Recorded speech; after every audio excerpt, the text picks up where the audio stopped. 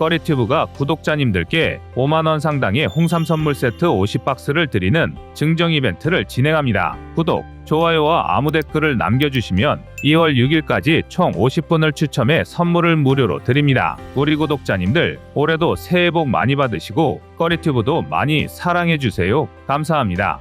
이제 의심은 사라지고 확신의 시대가 시작됐습니다. 얼마 전 현무5 개발 완료 소식을 전할 때만 해도 일부 전문가와 외신에서는 대한민국의 미사일 전력이 과장되었다는 주장을 제기했는데요. 이제 상황이 180도 바뀌었습니다. 대한민국은 현무5 양산을 넘어 현무6를 개발 중이며 한국 정부가 우리 군의 미사일 전력을 축소해서 발표했다는 사실이 설득력을 얻고 있습니다. 이에 대한 증거는 한국의 미사일의 개발사에서 찾을 수 있는데요. 아직 사업명조차 극비인 신형 미사일의 존재와 개발이 현재 진행되고 있다는 것이죠. 그래서 준비했습니다. 오늘은 우리가 만든 괴물 미사일 현무 시리즈의 최신 소식을 전해드리겠습니다.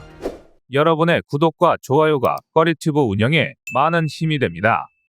현무5의 배치 계획 대한민국의 의도대로 착착 진행되고 있습니다. 우리 군은 미사일 사령부 탄도미사일여단, 예하 부대 등의 최대 200여 기 이상의 현무5를 배치할 계획인데요. 이를 뒤집어 말하자면 연간 최대 70여 기 이상의 현무5를 생산해야만 가능한 수치입니다. 아무리 대한민국의 무기 생산 속도가 세계 최고 수준이라 하지만 현무5급의 탄도미사일을 1년에 70기나 생산할 수 있다는 것은 상식을 뛰어넘는 놀라운 생산력인데요. 우리가 처음부터 이런 능력을 갖추고 있었던 것은 아닙니다. 현재 대한민국의 화력을 대표하는 현무 미사일이 가장 처음 포착된 건 2011년 경이었습니다. 당시 한국의 한미 미사일 사거리 지침에 따라 사거리 300km, 탄도 중량 500kg을 초과하는 고체 로켓은 개발할 수 없었고 실제로 현무2A의 유효 사거리는 300km 내외로 제작되었습니다. 그런데 여기서 한 가지 재미있는 일이 생기기 시작합니다. 현무2A가 포착되자 바로 이듬해 귀신같이 한미 미사일 사거리 지침이 사거리 800km, 탄도 중량 500kg으로 개정되었고 대한민국은 마치 기다렸다는 듯이 2014년 사거리를 500km로 확장한 현무2B를 공개해버렸습니다. 그리고 지침에 의한 사거리 300km를 손해보는 대신 현무2A, 현무2B의 탄도 중량을 1톤으로 증량해버렸죠. 사실상 1985년 실전 배치된 현무1이 나이키 허큘리스의 카피 버전이었음을 생각하면 현무2 시리즈는 대한민국이 독자 기술력으로 개발한 첫 번째 미사일이나 다름없는데요. 현무2를 개발할 수 있었던 기반에 현무1의 기술이 녹아들어 있음은 부정할 수 없습니다. 그런데 대한민국은 언론의 현무2A가 포착된 지 고작 2년 만에 사거리와 탄도 중량을 2배로 확장한 현무2B를 공개한 것이죠. 애초에 한미 미사일 사거리 지침의 개정에 따라 미사일 개발과 연구를 시작했다면 도저히 불가능한 속도인데요. 이건 애초에 처음부터 현무2B를 기본형으로 개발했다고 밖에 볼 수 없습니다. 대신 한미 미사일 사거리 지침을 위반하지 않았다는 것을 보여주려고 일부러 사거리를 낮춘 현무2A를 먼저 공개한 것입니다. 그리고 대한민국은 2013년 국군의 날 퍼레이드에서 현무2와 함께 사거리 1500km 순항 미사일, 즉 현무3까지 공개해버렸습니다. 대한민국이 보유한 확실한 힘의 차이를 본격적으로 과시한 것입니다. 그런데 사실 대한민국은 이 당시에 이미 극비리에 사거리 500km의 현무3A뿐만 아니라 1000km의 현무3B, 1500km의 현무3C까지 완성해둔 상태였고 이후 밝혀진 현무3의 스펙은 그야말로 상상을 초월했습니다. 단거리 준중거리 순항 미사일인 현무3를 개발한 것도 모자라 이를 기반으로 함대지 버전인 해성2, 잠대지 버전인 해성3까지 개발을 완료한 데다 실전 배치까지 끝마친 상태였습니다. 이 해성3는 연평도 포격전을 계기로 세상에 알려졌는데요. 당시 해성3 16기를 탑재한 손원 1급 잠수함이 유사시 북한을 타격하기 위해 출격 대기 중이었음이 밝혀졌습니다. KF-21 보라매의 사례에서 알 수 있듯 하나의 무기 체계가 전투 적합 판정을 받고 실전에 배치되기까지는 수년 이상의 검증 작업이 필요한데요. 따라서 현무3가 실전에 배치된 건 연평도 포격전이 발생한 2010년보다 최소 3에서 4년 전의 일이라는 얘기가 됩니다. 그렇다면 적어도 2000년대 초반 이미 현무2, 현무3의 연구와 개발이 시작되었다고 봐야 하는데요. 대한민국의 미사일 개발은 대부분 이런 식으로 진행됐습니다. 대한민국이 이토록 미사일 개발에 진심일 수밖에 없는 이유는 바로 지정학적인 위치 때문입니다. 전 세계에서 한국의 군사력과 비빌 수 있는 나라는 손에 꼽을 정도지만 그 나라 대부분이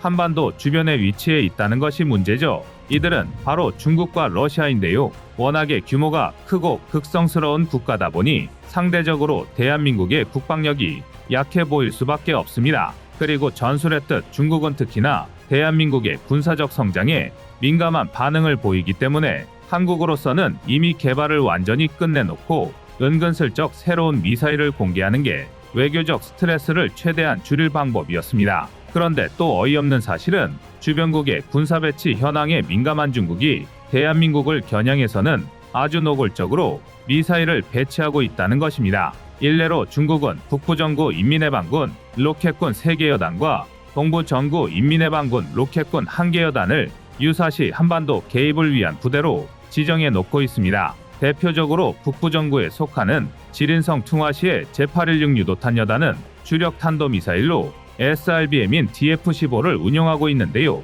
모델에 따라 약간씩 차이가 있긴 하지만 DF-15A의 경우 사거리가 900km에 육박해 사실상 제주도를 포함한 대한민국 전역을 사거리에 두고 있습니다. 이 DF-15A가 무려 50에서 350킬로톤급 핵탄두를 탑재할 수 있다는 걸 감안하면 정말 어처구니가 없는 일인데요. 군사 관계자들은 중국 북부정구 로켓군이 대한민국을 향해 겨냥한 SRBM급 탄도미사일만 최소 1200기 이상일 것으로 추정하고 있습니다. 실제로 인민해방군 로켓군의 유도탄 여단 장비 편제에 따르면 한 개 여단은 6개 대대로 구성되어 있으며 각 대대는 6에서 12개의 텔이 편성됩니다. 그리고 또 한 개의 발사대에 7에서 8개의 미사일이 배치되는데요. 이를 바탕으로 최대치를 계산하면 오히려 1200기는 매우 소극적인 추정치입니다. 대한민국이 공개든 비공개든 좋든 싫든 계속해서 고위력 미사일을 개발하고 양산해야 하는 이유인데요.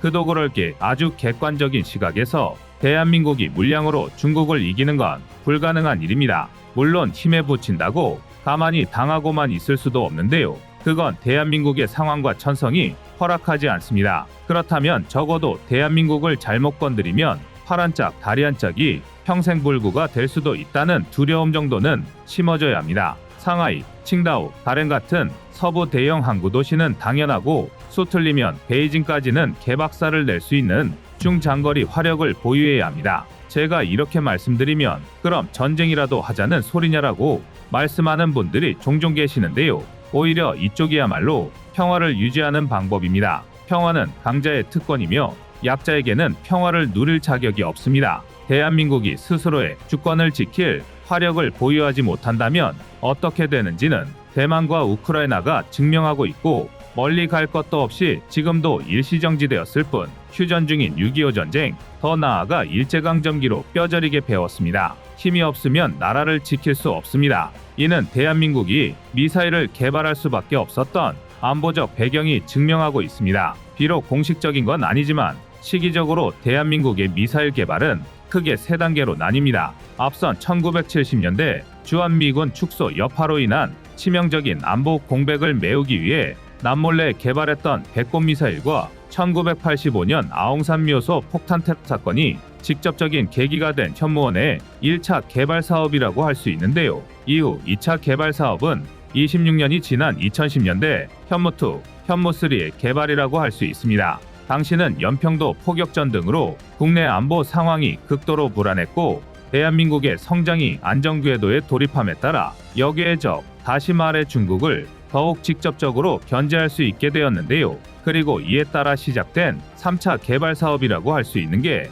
현재의 현무4, 현무5, 소위 말하는 괴물 미사일들입니다. 현무4, 현무5의 가장 큰 특징은 전략성 그리고 위력입니다. 먼저 현무4는 지대지형인 현무4-1이 사거리 800km에 2.5톤 이상의 탄도 중량을 갖춘 것으로 추정됩니다. 군 관계자의 발언에 따르면 현무4는 500에서 1000km의 외기권 고도에서 마하 10 이상의 속도로 하강하도록 설계되었는데요. 이를 수학적 공식을 통해 계산하면 대략 24m 이상의 강화 콘크리트를 관통할 수 있습니다. 전략 폭격기가 아니면 운반조차 어려운 GBU-57을 제외하면 독보적인 수준의 벙커버스터 능력인데요. 하지만 현무포의 진짜 가치는 위력이 다가 아닙니다. 현무포는 함대지 버전인 현무포-2와 SLBM인 현무포-4가 개발되었습니다. 세계에서 단 7개 나라만 성공한 SLBM을 대한민국이 보유한 셈인데요. 현무포-4 같은 SLBM의 경우 사전의 위치를 특정하는 게 불가능하기 때문에 사전에 대응하는 게 불가능합니다. 단 한 발로 수뇌부를 작살낼 수 있는 미사일이 어디에 있는지 알 수 없는 것입니다. 반면 현무5는 그 막강한 위력 덕분에 존재 자체로 전략성을 갖습니다. 9톤 탄도를 탑재할 시 사거리가 300km로 비교적 짧지만 지하 100m의 벙커를 관통할 수 있는 것으로 알려져 있었습니다. 하지만 이것조차 최근에는 현무5는 중량 대비 실제 폭발력이 30에서 50%가량 더 높다는 분석이 나오고 있는데요. 여기서 한 가지 흥미로운 점은 현무포와 현무5가 이미 일반에 공개되었음에도 불구하고 명확한 구분이 지어지지 않았다는 것입니다. 아직까지 대부분의 재원이 추정치이며 때에 따라선 현무포와 현무5가 동일 계열 미사일이라는 분석도 있는데요. 그렇지만 대한민국은 연간 최대 70여 발상의 현무5를 양산할 계획이며 200여 발을 실전에 배치할 계획입니다. 이쯤 되면 현무2와 현무3를 개발했던 상황과 정확히 일치한다고 볼 수 있는데요. 바로 이 사실이 현무6의 개발이 진행 중이라는 추측이 설득력을 얻고 있는 이유입니다. 우리의 미사일 개발사를 되돌아보면 언제나 마지막 카드를 한 장 남기고 있었는데요. 경쟁국의 전력에 맞춰 미사일 전력을 축소 발표해온 것이죠. 그리고 예상대로라면 언제나 현재보다 강력한 미사일을 원했던 우리군은 2030년 현무6의 전력화 공개와 함께 또 한 번 세계를 놀라게 할 예정입니다. 여러분의 구독과 좋아요가 꺼리튜브 운영에 많은 힘이 됩니다. 지금 온라인으로 판매되고 있는 상하제약의 홍삼정 올데이케어를 꺼리튜브가 구독자님들을 위해 설날 특별 할인 혜택가로 한 개에 49,900원에 동일한 제품을 구입하실 수 있게 온라인 최저가를 진행하고 있습니다. 유통기한도 넉넉할 뿐만 아니라 믿을 수 있는 제약회사에서 만들기 때문에 믿고 구매하셔도 됩니다. 뿐만 아니라 3개에 135,000원, 5개에 199,900원으로 여러 개를 구매하시면 더욱 할인된 가격으로 구입하실 수 있습니다. 먼 미래에는 어떨지 모르겠지만 가까운 시일 안에 핵무기를 보유할 방법은 요원할지도 모릅니다. 하지만 핵무기를 대신할 게임 체인저 무기 체계를 개발하는 것은 가능합니다. 그리고 얼마 전 괴물미사일이라고 일컬어지는 현무5의 개발이 완료됐다는 소식이 전해졌습니다. 지난해 재원과 성능을 공개한 후 별다른 진행 상황을 알 수 없었는데요. 드디어 베일에 쌓여있던 현무5가 완성된 것입니다. 탄도미사일은 흔히 비대칭 전력이라고 합니다. 비대칭 전력이란 적의 방어 시스템을 우회하거나 약점을 향해 타격하는 능력을 갖추고 있는 공격수단으로서 핵무기, 생화학무기, 특수부대 등이 이에 포함됩니다. 그러나 우리가 처한 현실에서 핵무기나 생화학무기 등은 설사 보유하고 있어도 정말 막다른 골목에서 국가의 존망을 건 최후의 수단으로만 사용할 수 있는데 반해 현무5 같은 탄도미사일은 전시의 전략과 전술에 따라 얼마든지 발사하여 적의 목표물을 타격할 수 있습니다. 그런데 일각에서는 현무5의 개발은 장래에 대한민국이 핵무기를 보유했을 때를 대비해 핵탄두를 장착하기 위한 수단을 미리 준비한 것이 아니냐는 의심을 하기도 합니다. 또한 굳이 핵무기와 전혀 관련이 없다고 하더라도 현무5 자체의 위력이 워낙 강하다 보니 북한과 중국 등 주변국에서는 현무5에 대해 불안함을 감추지 못하고 있습니다. 7월 3일 현무5 탄도미사일이 개발 완료 판정을 받았습니다. 작년 10월의 모습을 드러낸 이후로 한동안 아무런 소식도 없다가 지난 4월에 포착된 K901 20톤 트럭에 실린 모습이 현무5의 마지막 흔적이었는데요. 이 당시 우리가 보유한 다른 어떤 미사일보다도 길고 거대한 트럭을 텔로 사용했다는 점에서 그 규모가 어느 정도가 될지 큰 기대를 모았습니다. 마덱스 2023에서 공개된 정보는 아무래도 현무5보다는 합동화력함에 치우쳐진 소식이었고, 실제 현장에 전시된 합동화력함 모형에 있는 기립형발사대 역시 세부적인 형상이 반영된 것은 아닐 거라는 게 정설이었습니다. 마덱스 2023D로 불과 한 달이 되지 않아 현무5의 개발 완료가 선언됐으니 이제는 합동화력함에 장착되는 현무5의 형상이나 크기 역시 실물에 가까울 것으로 여겨지고 있습니다. 현무5는 한국형 삼축체계 중 하나인 대량응징보복의 대표적인 수단으로 유사시 북한 수뇌부가 집결하는 장소와 핵미사일 기지 등 핵심 시설을 타격하기 위해 개발됐습니다. 개발을 주도한 우리 연구진들의 설명에 따르면 현무5는 핵무기가 없는 한국의 상황에서도 최대한 핵무기와 비슷한 파괴력을 낼 수 있게 설계된 초고중량 미사일로 지하 100m보다 깊은 곳에서 콘크리트로 보호받는 갱도나 벙커 등의 표적조차 파괴할 수 있다고 합니다. 그리고 현무5가 공개되자 뜨거운 반응이 쏟아졌습니다. 역시 가장 화제가 된 것은 그 압도적인 화력이었습니다. 구체적으로는 휴전선에서 평양, 원산 등 북한의 주요 도시와 전방군단을 타격할 수 있는 사거리 300km 탄두 중량 8톤의 단거리형과 북한 전역을 타격할 수 있는 사거리 600km 탄두 중량 6톤의 장거리형으로 알려져 있습니다. 그런데 뭔가 이상합니다. 미사일의 탄두 무게가 과해도 너무 과합니다. 세계 최대의 벙커버스터인 GBU-57과 비교해보면 이를 쉽게 알 수 있는데요. GBU-57 MOP는 길이 6.2m, 직경 0.8m, 무게 13.6톤의 탄두 중량 2.4톤인 초대형 벙커버스터로 지하 60m에 지어진 벙커나 강화 콘크리트 8m의 두께 방어시설을 단방에 파괴할 수 있습니다. 크기와 관통력만 따지면 탄두 중량이 무려 8.4톤인 초대형 항공폭탄 GBU-43 모압을 압도할 정도인데요. 그런데 현무5는 장거리용조차 탄두 중량만 6톤입니다. 게다가 항공기에서 분리되어 자유낙하하는 항공폭탄인 GBU-57과 달리 로켓 추진으로 고도를 올렸다가 극초음 속으로 낙하하는 탄도미사일입니다. 당연히 관통력으로 보나 탄두의 위력으로 보나 현무5는 GBU-57을 아득히 초월합니다. 간단히 말해 핵전쟁 벙커로 쓰기 위해 지하 150m에 지어진 북한의 지휘소조차 한 방에 격파할 수 있는 위력입니다. 사실 8톤이나 되는 탄도미사일이 지구상에 거의 나온 적이 없어서 한국이 이 미사일로 대체 뭘 부수자고 만든 건지 이해가 안 갈 지경인데요. 그도 그럴 것이 지하 120m 정도야 기존에 개발된 현무포면 충분하기 때문입니다. 현무포는 기본 사양으로 알려진 2톤 탄두만 써도 지하 150m에서 200m의 표적을 타격할 수 있습니다. 만약 현무포에 4톤 탄두를 사용하면 1997년 벙커버스터로 개조되어 배치된 B-61 MOD-11 핵폭탄과 같은 지하 300m 관통 능력을 똑같이 구현할 수 있는데요. 그래서 현무포가 전술의 끝무기라는 평가를 받는 것입니다. 그러니까 지하시설을 부수기 위해 6톤, 8톤 탄두 같은 괴물탄두는 필요하지 않다는 것이죠. 특히 8톤 탄두는 정말 말이 안 됩니다. 이를 증명하는 게 GBU-43 모압입니다. GBU-43 모압은 현존하는 재래식 폭탄 중 가장 거대한 폭탄입니다. 길이 9.2m, 직경 1m에 무게 9.5톤, 탄두 중량 8.4톤의 괴물폭탄인데요. 그래서 모든 폭탄의 어머니라는 별칭이 있을 정도입니다. 폭발 반경만 약 140m에 달하며 그 외 수백 미터 영역에 공기를 태우고 빨아들여 막대한 충격파를 발생시킵니다. 그런데 이 폭탄은 그냥 하늘에서 툭 하고 떨어진 8톤 탄두의 위력입니다. 그런데 현무5 단거리형은 낙하 속도가 무려 마하 10에 가까운 탄도미사일임에도 불구하고 탄두 중량이 8톤이 넘습니다. 이 중 상당수가 관통을 위한 중금속이라고 알려져 있으나 이는 달리 말해 8톤의 고성능 폭약도 충분히 운반할 수 있다는 말입니다. 이 때문에 군 전문가들은 한국이 개발한 현무5가 단순한 벙커버스터라고 하기에는 너무 과하다고 평가하는 것입니다. 즉, 벙커버스터라는 그럴싸한 용도 뒤에 다른 목적이 숨겨져 있다고 밖에 볼 수 없습니다.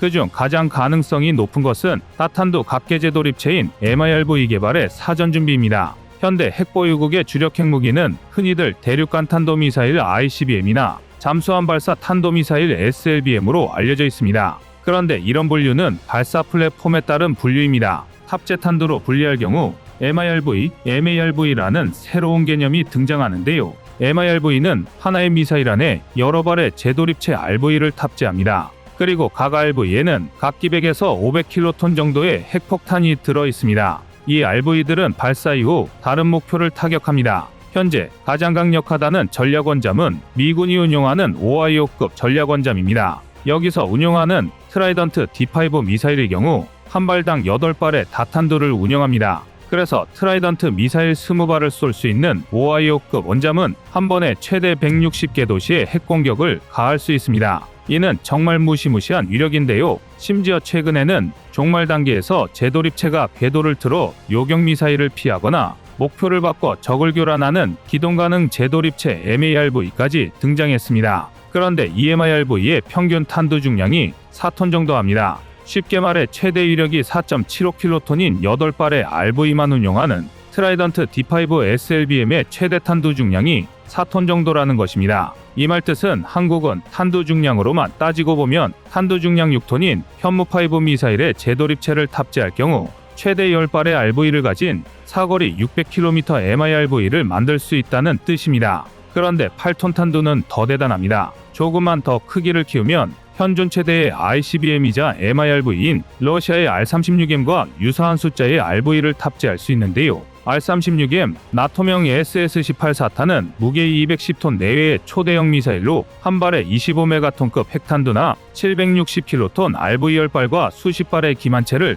탑재할 수 있습니다. 그런데 이 대단한 R-36의 탄두 중량이 8.8톤입니다. 그러니까 탄두 중량만 따지면 현무5가 탑재할 수 있는 RV의 숫자가 세계 최대 ICBM과 맞먹는 것입니다. 아니나 다를까 중국과 북한, 일본 등에서는 이 소식이 전해지자 노골적으로 불쾌해하는 반응을 보였는데요. 일단 늘 그래왔던 것처럼 한국의 성취를 깎아내리는 것에서 시작했습니다. 한국 미사일 기술의 근본이 러시아에서 왔다는 익숙한 논리죠. 사실부터 말하자면 이는 일부 맞는 말이기는 합니다. 한국의 탄도미사일 개발의 근간은 미국 대공미사일을 베껴 만든 백곰미사일에서 시작하지만 당시 한국의 기술력은 역설계도 겨우겨우 하는 수준이라 탄도미사일 같은 고등한 기술을 하루아침에 발전시키는 것은 쉽지가 않았습니다. 특히 엔진 분야에서 그런 문제점이 두드러졌습니다. 이를 해결한 것은 국정원이 입수한 고철이나 다름없는 러시아 ICBM 엔진이었습니다. 한국은 이를 분석하고 역설계함으로써 상당한 수준의 기술적 발전을 이뤘고 이는 백곰의 뒤를 이어받은 현무미사일 시리즈 개발로 이어지는 원동력이 되었습니다. 이 때문에 중국이나 일본에서는 한국이 만든 미사일은 자신의 힘으로 이룩한 것이 아니라는 이야기를 하는 것입니다. 하지만 그들의 주장이 사실이라고 해도 현 상황이 바뀌지는 않습니다. 러시아제 엔진이 들어있다고 해도 그게 중국과 일본 땅을 피해서 맞지는 않죠. 그리고 무엇보다 이제는 한국 미사일 기술이 독자적인 발전을 많이 이루었기 때문에 러시아의 그것과는 별개라고 봐도 무방할 수준이 되었습니다. 탄도미사일의 개발 이력과 수량으로 따지면 한국의 버금갈 국가가 거의 없는 게 사실입니다. 만들어 놓은 미사일이 너무 많은 나머지 합동화력함 같이 미사일 발사만을 위한 플랫폼을 새로 만드는 것만 봐도 잘할 수 있습니다. 군에서 이번에 발표한 내용은 현무5만은 아니었습니다. 한국은 다른 미사일 체계들에 대한 성능 개량 역시 꾸준하게 이어왔고 이번에도 역시 관련 정보가 함께 흘러나왔습니다.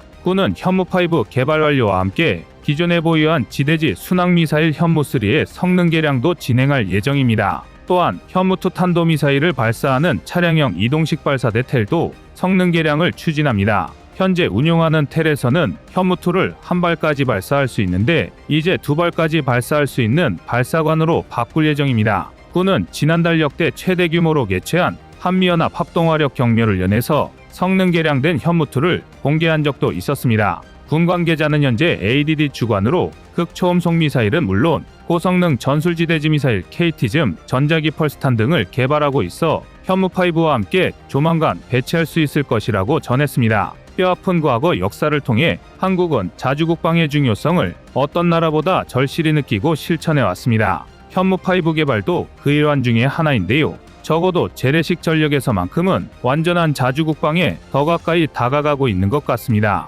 이상 꺼리튜브의 두 번째 미션이었습니다.